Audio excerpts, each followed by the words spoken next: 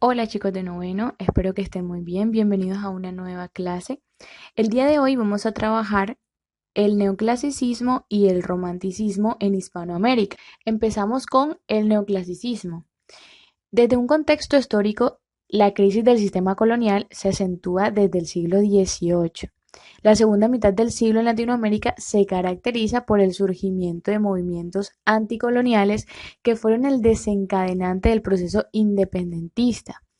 En efecto, hasta 1830, casi todos los países en Latinoamérica ya se habían independizado. El neoclasicismo en América Latina dura alrededor de 45 años aproximadamente, entre 1845 y 1890.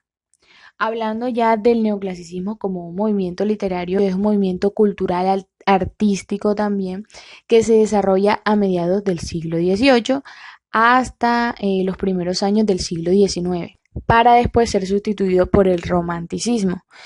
El neoclasicismo siempre representa la búsqueda nuevamente de los contenidos grecorromanos, ¿sí? Buscando siempre el equilibrio y la armonía de los diferentes elementos que componían la obra de arte, la obra literaria, etcétera. En Latinoamérica tuvo un gran impacto no solamente en la literatura, sino también en la cultura y en la política, porque a partir de ello es que se empiezan a esbozar esas ideas independentistas, las ideas liberales de lucha contra la tiranía y la intolerancia de los colonizadores. Encontramos como principales características primero la imitación de los modelos clásicos, por tal motivo se llama neoclasicismo. Segundo, el predominio de la razón y lo académico. El neoclasicismo se caracterizaba por el compromiso que tenían hacia el racionalismo, el culto a la razón. Y también estaban bastante comprometidos con los valores universales, además de la secularización del Estado.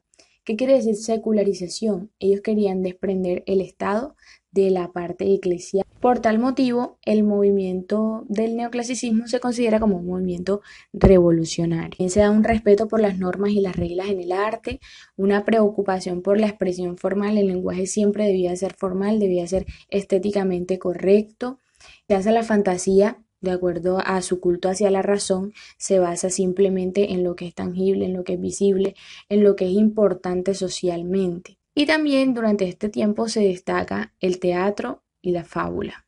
Los poemas casi no se presentaban, o la lírica. Dentro de los géneros encontramos una novela moral, una poesía moral y patriótica. Como sabemos, había mucha parte de esta revolución, de esta independencia, como también de la identidad patriótica. La sátira, la fábula, la epístola, el discurso y las proclamas. Como sabemos, a través de la sátira se puede realizar una crítica hacia la sociedad que rodea al autor. Entonces, a través de esas sátiras se intentaba criticar precisamente esa situación de la sociedad en ese momento. Las epístolas son más que todo cartas dirigidas a ciertas personas o a cierta comunidad. Asimismo, las proclamas, avisos sociales en donde se pretendía informar. Estas epístolas, estos discursos y estas proclamas apuntaban hacia la independización, por lo tanto, siempre eran textos emancipadores que generaban en el pueblo cierta necesidad de libertad. Dentro de los temas encontramos mucho la descripción de los paisajes como principal elemento. También se realizaba o se rendía homenaje a las hazañas de los libertadores.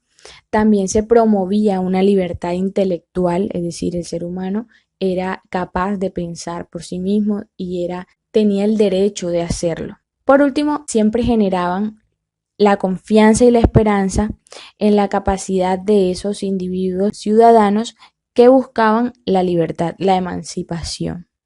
Dentro de los autores tenemos primero que todo a Simón Bolívar, que como sabemos es nuestro libertador, nacido en Caracas, Venezuela en 1783 y fallecido en nuestra ciudad Santa Marta en 1830. Fue caudillo de la independencia hispanoamericana. Pues como ya sabemos era de procedencia venezolana y tuvo una formación académica a través de la lectura de la Ilustración. Sus obras más importantes fueron discursos, fueron proclamas que él dirigía hacia los ciudadanos. También encontramos a Manuel de Sequeira y Arango, nacido en La Habana, procedente de una familia noble y pudiente. Aprendió las primeras letras en su propio hogar hasta que en 1774 ingresó en el Seminario San Carlos. Estudió historia, literatura y cultura latina. A los 28 años empezó a publicar sus poemas y ensayos literarios en varios periódicos de La Habana. Una de sus obras más importantes son El Mensajero Político y Económico y Literario de La Habana y El Observador Habanero.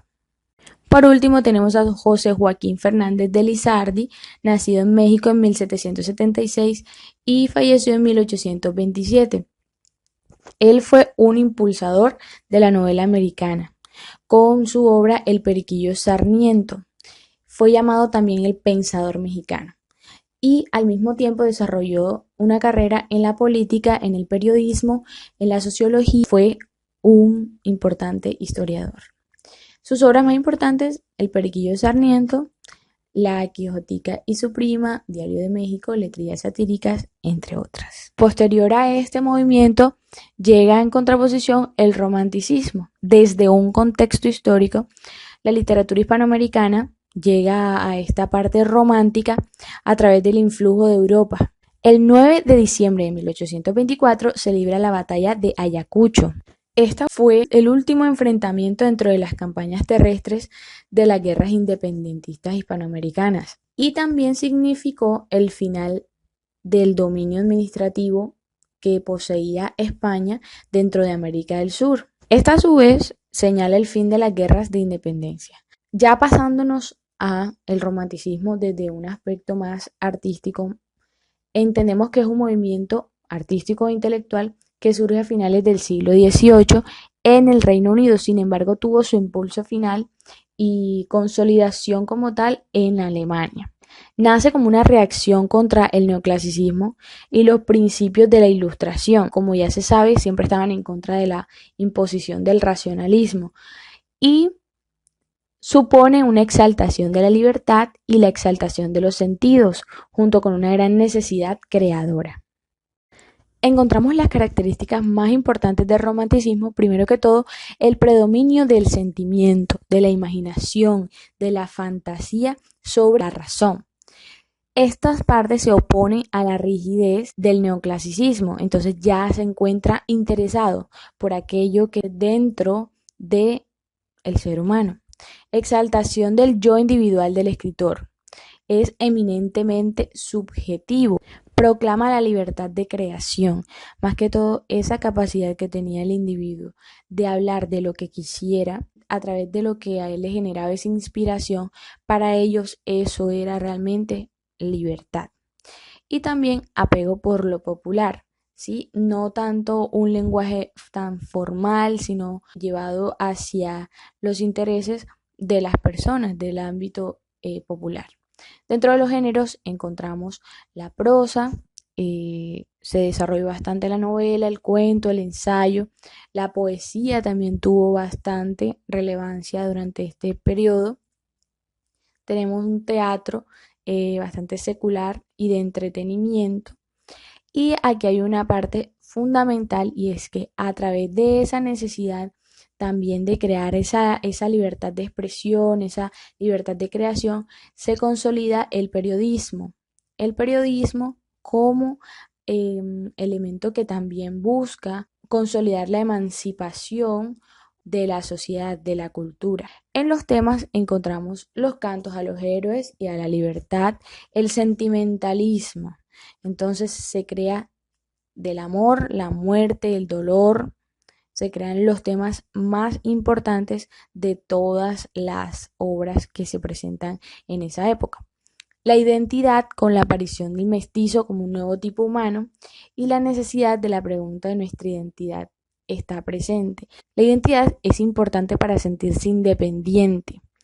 Por ello, en ese momento se pensaba que lo más importante para lograr la libertad era el reconocimiento de lo que significaba ser ese individuo o de lo que significaba ser yo. Como principales autores del romanticismo hispanoamericano tenemos a Domingo Faustino Sarmiento, nacido en Argentina en 1811 y falleció en Paraguay de 1888. Fue un pedagogo, escritor y docente. También luchó bastante por la educación pública, la ciencia y la cultura. Sus obras más importantes fueron Mi defensa, Vida de Aldao, Viajes de África, Europa y América, Educación popular, entre otros. También tenemos a Andrés Bello, nacido en Caracas en 1781 y fallecido en Santiago de Chile en 1865. Fue un filólogo, escritor, jurista y pedagogo venezolano. Sus obras más importantes fueron Filosofía del Entendimiento, La Lógica, Poema del Cid, Poesía, Gramática de la Lengua Castellana. Y por último tenemos a Gertrudis Gómez de Avellaneda. Nacida en 1814 y fallecida en 1873, fue una escritora y poeta cubana. Se considera una de las más importantes poetas del romanticismo. Fue una mujer bastante generosa, apasionada, y esto se reflejaba en sus obras. Es considerada una de las precursoras del feminismo español. Sus obras más importantes: Al partir, Poesía de la señora Da, Mujeres, Dos mujeres, Espatolino, entre otras. Bueno, chicos, espero que haya sido de su agrado esta presentación. Recuerden participar activamente en los comentarios. Que tengan una excelente semana.